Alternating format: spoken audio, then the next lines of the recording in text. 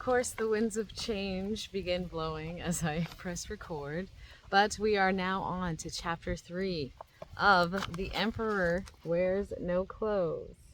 I'm very grateful that for this third chapter, I am out in a beautiful landscape. You can gaze upon the water as I read. You can close your eyes and listen. Take notes if you want to. I'm just going to begin reading chapter 3 all the way through. It's not a very long chapter. It's basically a main page talking about 2 specific magazine articles that were written about hemp. One from Popular Mechanics and then one from Mechanical Engineering. So I'm going to read just a little bit of the history of that. Chapter 3 is like maybe 4 or 5 pages, so this shouldn't be too long. But thank you to those of you who have already left comments for the chapter 1 and chapter 2 about hemp and how this plant can really just do everything and anything that we need to solve most of the problems that we've created here as man.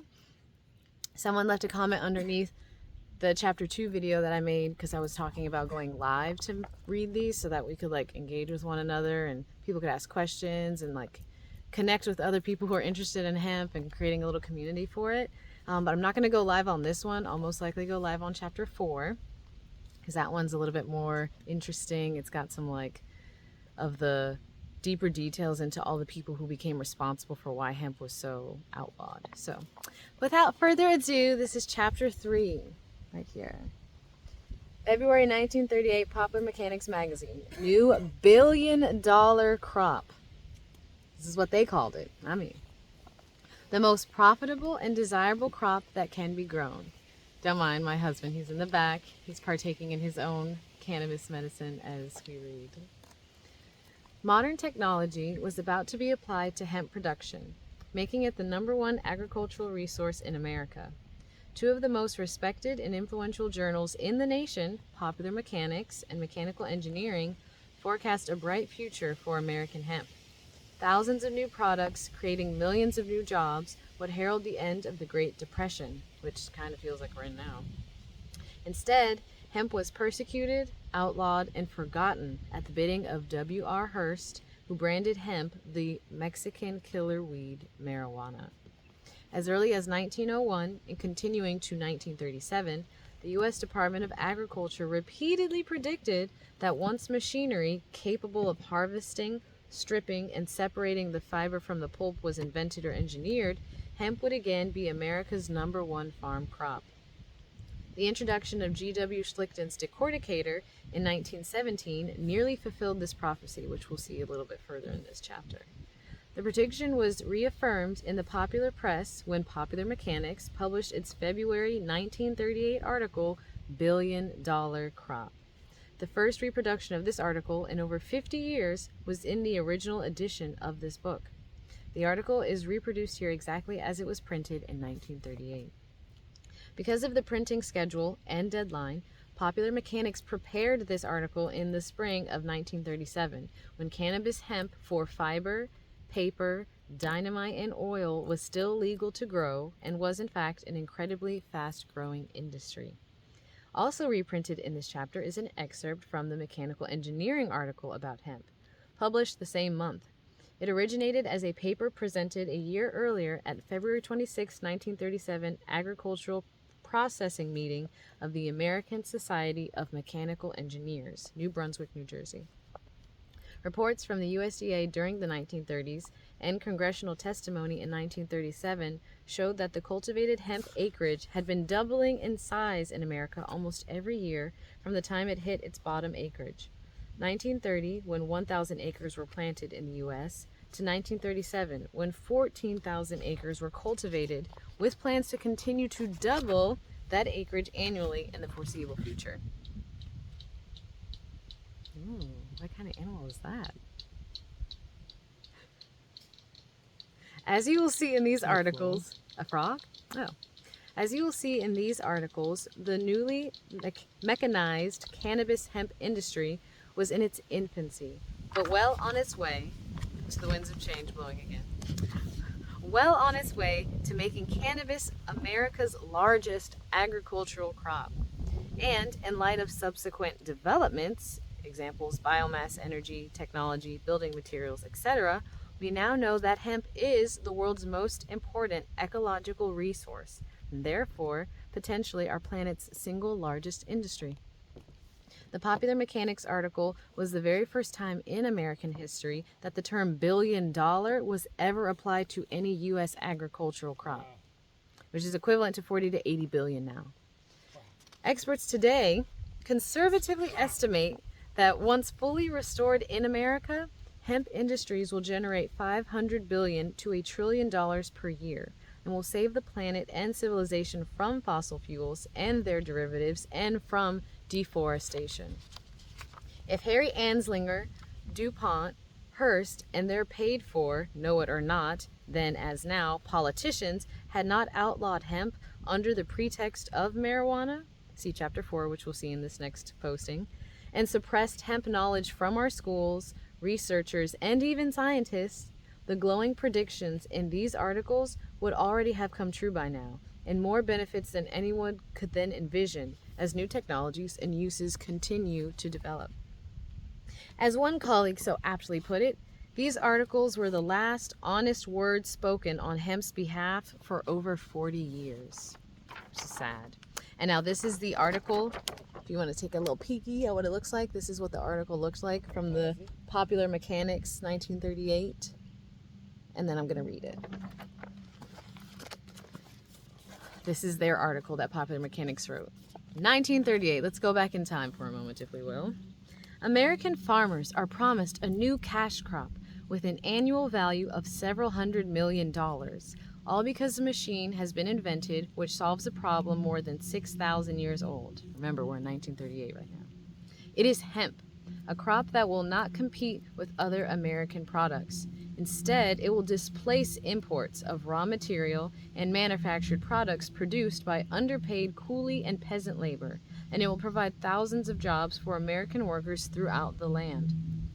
The machine, which makes this possible, is designed for removing the fiber-bearing cortex from the rest of the stalk, making hemp fiber available for use without a prohibitive amount of human labor. Hemp is the standard fiber of the world. It has great tensile strength and durability.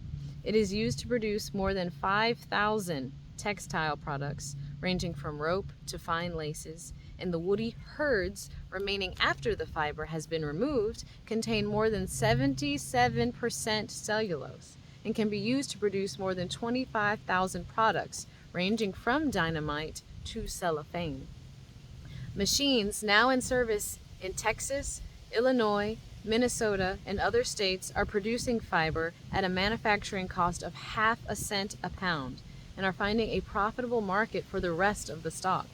Machine operators are making a good profit in competition with coolie-produced foreign fiber, while paying farmers $15 a ton for hemp as it comes from the field. From the farmer's point of view, hemp is an easy crop to grow and will yield from 3 to 6 tons per acre on any land that will grow corn, wheat, or oats. It has a short growing season so that it can be planted after other crops are in. It can be grown in any state of the Union. The long roots penetrate and break the soil to leave it in perfect condition for the next year's crop. The dense shock of leaves, 8 to 12 feet above the ground, chokes out weeds. 2 successive crops are enough to reclaim land that has been abandoned because of Canadian thistles or quack grass. Under old methods, hemp, turning the page, was cut and allowed to lie in the fields for weeks until it redded enough so the fibers could be pulled off by hand. Redding is simply rotting as a result of dew, rain, and bacterial action. Machines were developed to separate the fibers mechanically after redding was complete, but the cost was high, the loss of fiber great, and the quality of fiber comparatively low. With the new machine, known as a decorticator, hemp is cut with a slightly modified grain binder. It is delivered to the machine where an automatic chain conveyor feeds it to the breaking arms at a rate of 2 or 3 tons per hour. The herds are broken into fine pieces which drop into the hopper, from where they are delivered by blower to a baler or to a truck or freight car for loose shipment. The fiber comes from the other end of the machine ready for baling. From this point on, almost anything can happen. The raw fiber can be used to produce strong twine or rope, woven into burlap, used for carpet warp or linoleum backing, or it may be bleached and refined with resinous byproducts of high commercial value. It can in fact be used to replace the foreign fibers which now flood our American markets. Thousands of tons of hemp herds are used every year by one large powder company for the manufacture of dynamite and TNT. A large paper company, which has been paying more than $1 million a year in duties on foreign-made cigarette papers, now is manufacturing these papers from American hemp grown in Minnesota. A new factory in Illinois is producing fine bond papers from hemp.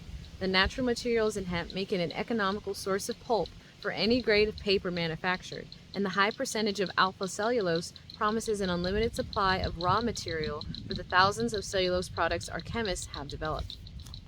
It is generally believed that all linen is produced from flax. Actually, the majority comes from hemp. Authorities estimate that more than half of our imported linen fabrics are manufactured from hemp fiber.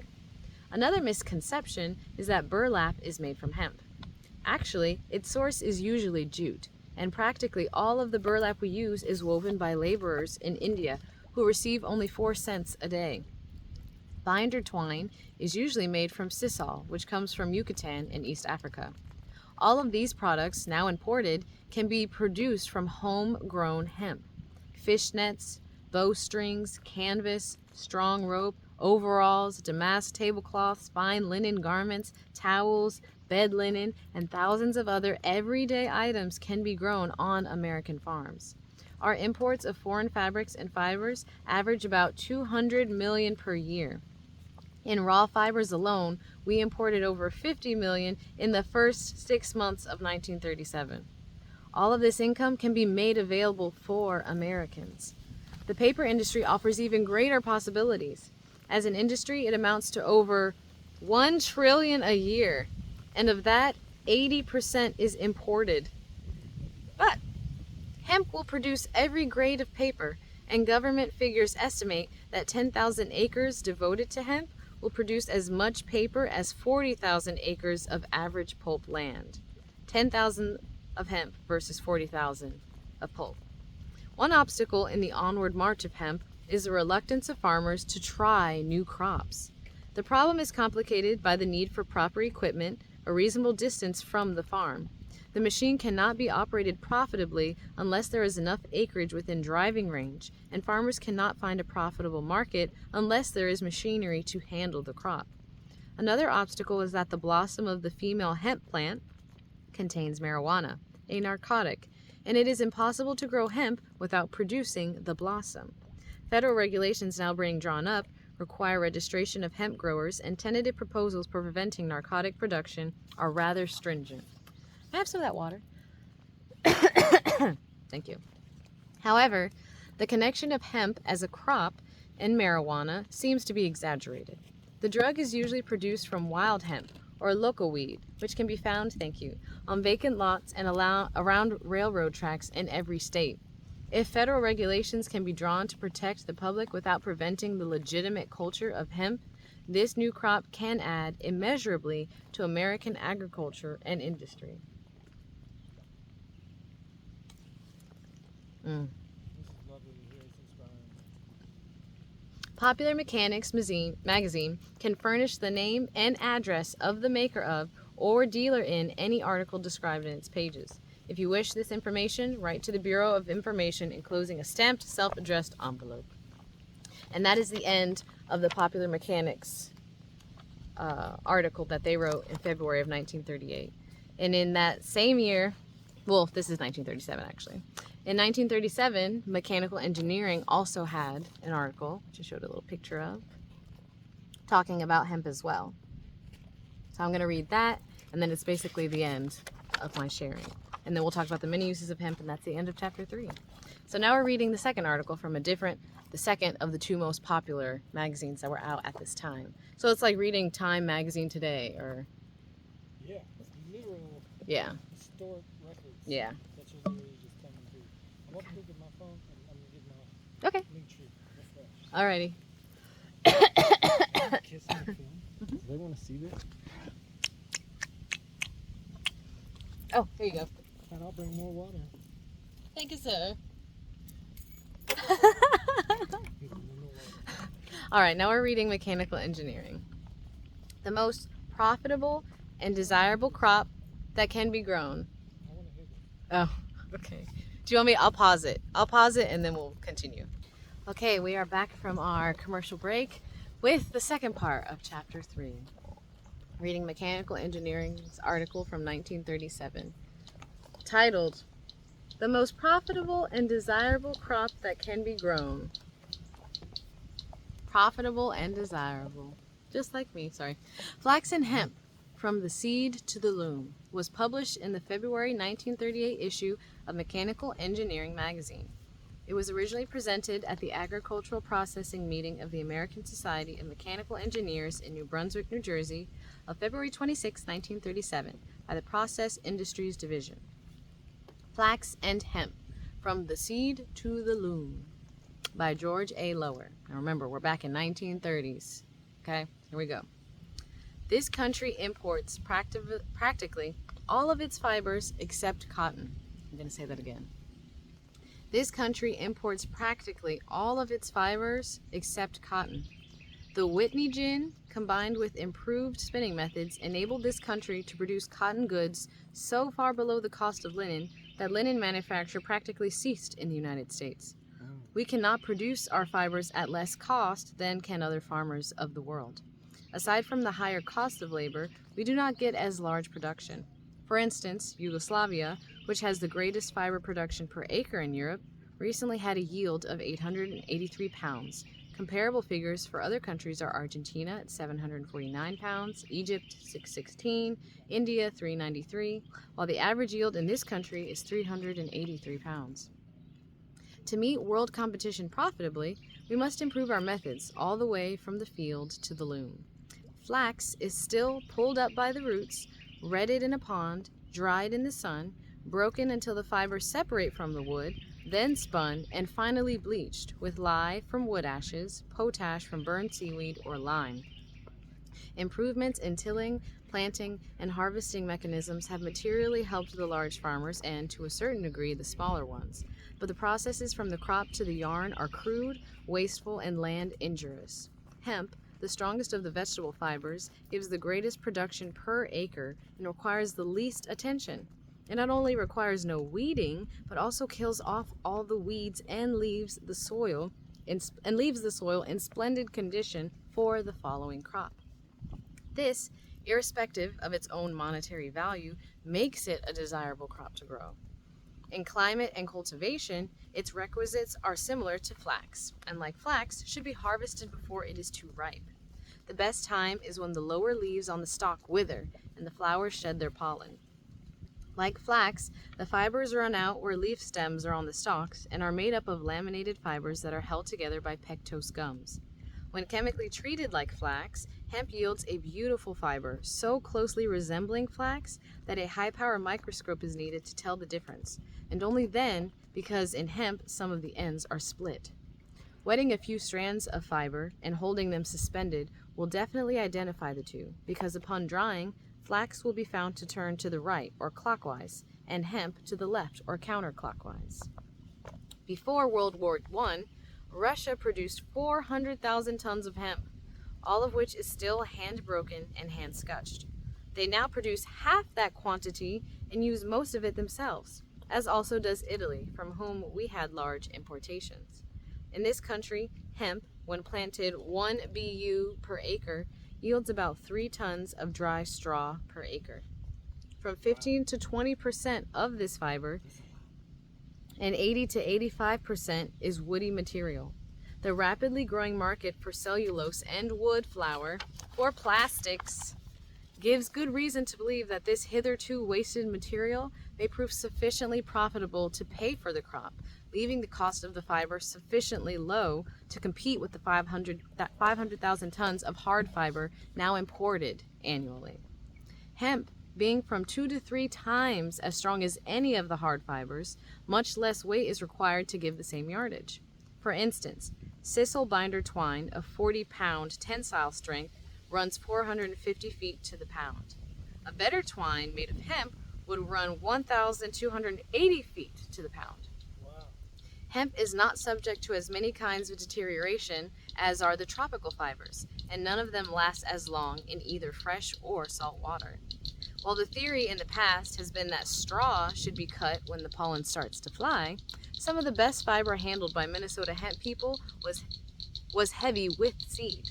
This point should be proved as soon as possible by planting a few acres and then harvesting the first quarter when the pollen is flying, the second a third week or 10 days apart, and the last when the seed is fully matured. These 4 lots should be kept separate and scutched and processed separately to detect any difference in the quality and quantity of the fiber and seed. Several types of machine are available in this country for harvesting hemp. One of these was brought out several years ago by the International Harvester Company. Recently, growers of hemp in the Middle West have rebuilt regular grain binders for this work. This rebuilding is not particularly expensive, and the machines are reported to give satisfactory service. Degumming of hemp is analogous to the treatment given flax. The shards probably offer slightly more resistance to digestion. On the other hand, they break down readily upon completion of the digestion process. An excellent fiber can, therefore, be obtained from hemp also. Hemp, when treated by a known chemical process, can be spun on cotton, wool, and worsted machinery, and has as much absorbance and wearing quality as linen.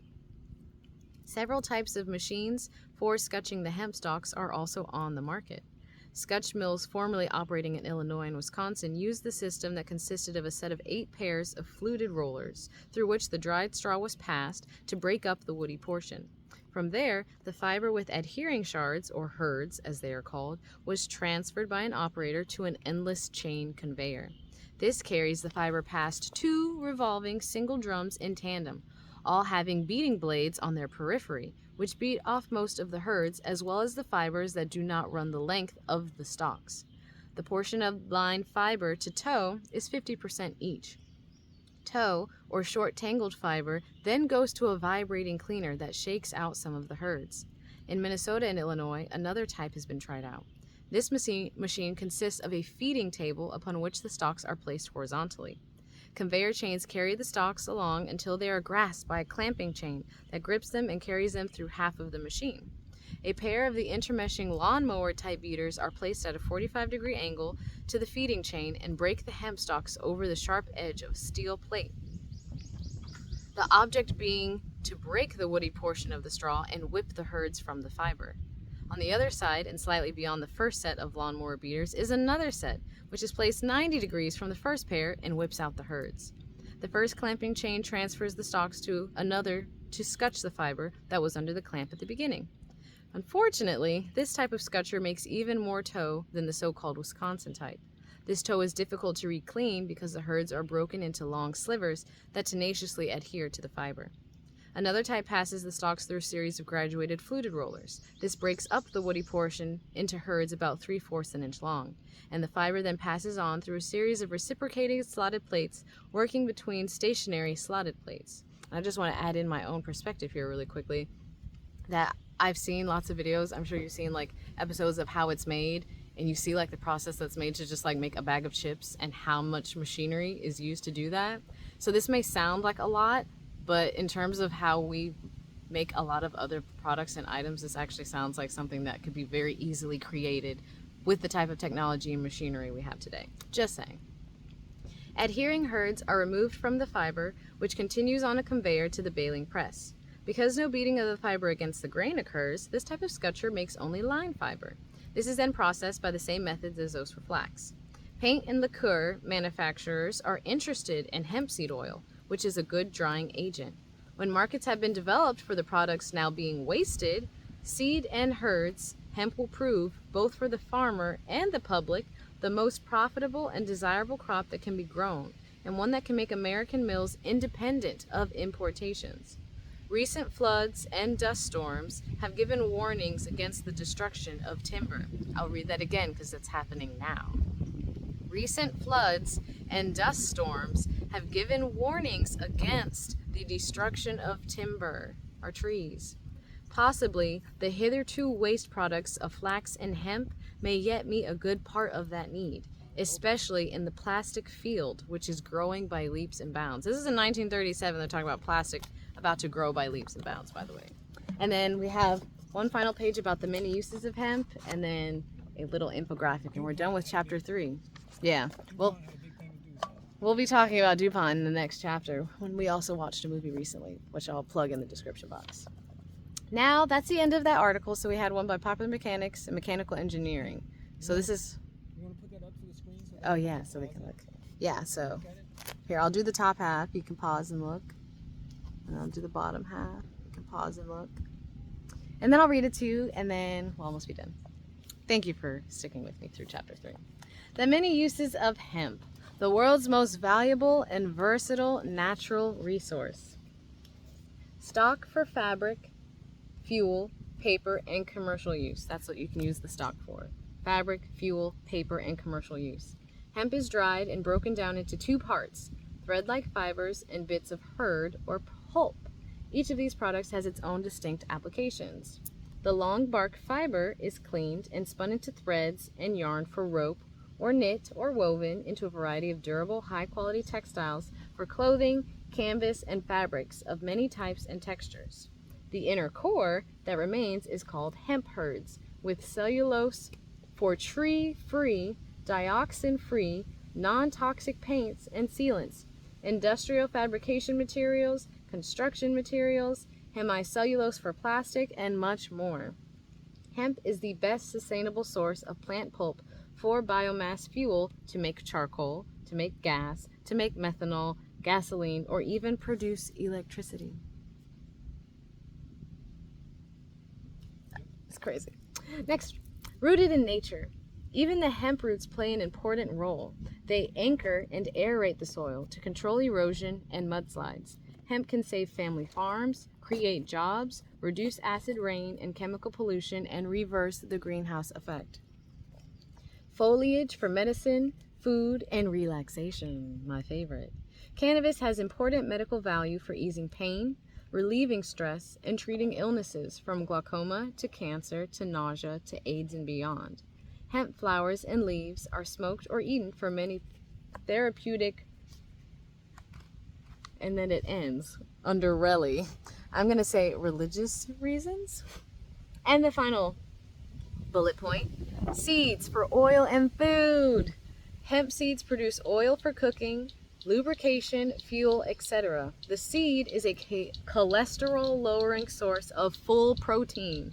Leaves and flowers are also edible. We use hemp hearts a lot to get our sources of protein, and just recently we've been giving it to his dog, his mom's dog, and he loves hemp hearts. He goes crazy for hemp hearts. It's pretty crazy. So that's that. And then the final page is another excerpt.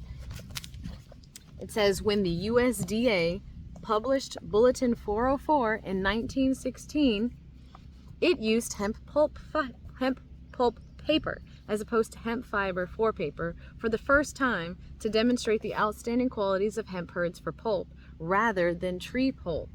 Not only would this reduce the cutting of trees, it would also reduce the need for sulfuric acid compounds used to break down tree pulp in the making of paper. We're saving trees this way as well. The cover fragment reproduced above explains that the document has been printed on hemp pulp paper, although the cover itself is not. This page is not, but it's saying that's what they had on the article. And this is the bulletin, talking about everything that hemp hurds could do as a paper making material. And that's basically the end of chapter 3 for The Emperor Wears No Clothes. This plant can truly do everything and can solve all of the problems we've created here as man. And a lot of the problems that we have created as man, hemp can heal you physically. It can heal in so many ways. I've become a believer after reading most of this book, and I'm grateful to be sharing it with you as well. So if you're interested to get a copy of your own, this is what it looks like. And then if you check the link tree, I'm going to leave my husband's link tree in the description box. On his link tree, you can go to a website, the Jack Herrera website, and you can literally just read the whole book off the internet if you prefer to read that way. But thank you for listening to chapter 3. If you don't know about this plant, I am really enjoying reading about it so that people can release some of the programming we've all received around like it just being a plant that is seen as like something that people want to smoke to be high off of. There's so many more things that it can do. And I've already talked about this in other videos, I think on my TikTok, about the fact that so many times someone can look at you and like already have these judgments and programmings about what they think you are or who you are or how you are based on what you look like. And they have no idea anything about the multifaceted, multidimensional aspects of yourself. I personally can relate to that, being who I am here on earth this lifetime around, and understanding that there's so much more than what meets the eye to anything if we simply take a moment to just open our eyes, be curious, and be willing to try something new and something different that can be beneficial for everybody. So thanks for listening. I will see you on chapter 4. That one I'm going to do live. I mean, people will either be in on the live or they won't, but either way I'll be going live for chapter 4. So if you have any questions or you just want to like commune with other people who are interested in learning about hemp, something you can do with us. So thank you for receiving this. I trust it has been received. Maybe go do your own research, check out the link tree in the description box, and until next time, as always, if we want to keep this looking like this, I'm sending you peace, I'm sending you love.